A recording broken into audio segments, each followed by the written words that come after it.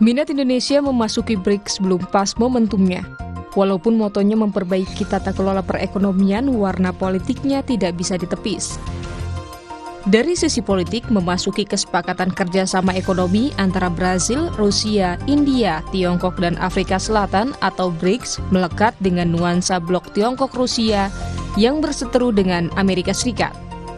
Perseteruan geopolitik merupakan hal lazim dan selalu ada di dunia dengan pelaku yang silih berganti. Hanya saja perseteruan mencuat kemanusiaan terkait invasi Rusia ke Ukraina. Menjadi anggota BRICS bisa juga melekat dengan nuansa menuruti Tiongkok. ASEAN beranggotakan beberapa negara yang bersengketa dengan Tiongkok soal Laut Cina Selatan. Mustahil rasanya mengabaikan solidaritas ASEAN, apalagi Filipina sedang menghadapi tekanan Tiongkok di lautan itu. Itu semua bersinggungan dengan satu pilar BRICS, kerjasama politik dan keamanan, tetapi nuansa antagonismenya sedang mencuat. Dengan tak menjadi anggota, mungkin ada yang luput dari dua pilar lainnya, kerjasama keuangan dan ekonomi, kerjasama budaya dan relasi warga. Dalam kerjasama ekonomi ada istilah open regionalism, merujuk pada blok terbuka dan memberi kesempatan setara pada non-anggota asalkan ada asas resiprokal. BRICS terbuka dan inklusif, serta memiliki semangat konferensi Asia Afrika.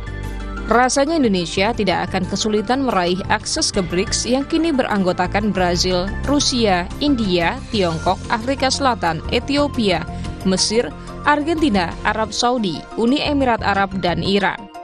Hal lain yang menjadi pemikiran mengapa tak masuk adalah BRICS belum jelas juntrungannya. Seperti dikatakan ekonom A. Prasetyanto, BRICS terkesan menjadi blok yang lari dari kita awal. Tak mengherankan jika Presiden Joko Widodo menyebutkan Indonesia masih harus mengkaji keanggotaan dan belum mengajukan minat memasuki BRICS. Kedepan, BRICS memang akan berkembang menjadi blok ekonomi besar setelah terbebas dari perdagangannya yang hanya berbasis komoditas ekstraktif dan tekanan Barat, Asia, Amerika Latin, dan Afrika, kemungkinan besar meraih kekayaan dan kekuatan.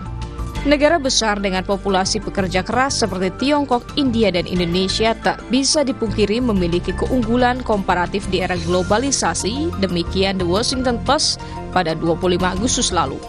Untuk sekarang ini, potensi itu masih dalam jangkauan Indonesia. Memasuki BRICS kelak tampaknya tidak akan menyulitkan jika momentumnya pas. Memang ada kesan moral hazard masuk BRICS di saat kalkulasi keuntungan sudah jelas dan tidak berjuang bersama dari awal, seperti semangat KAA di Bandung.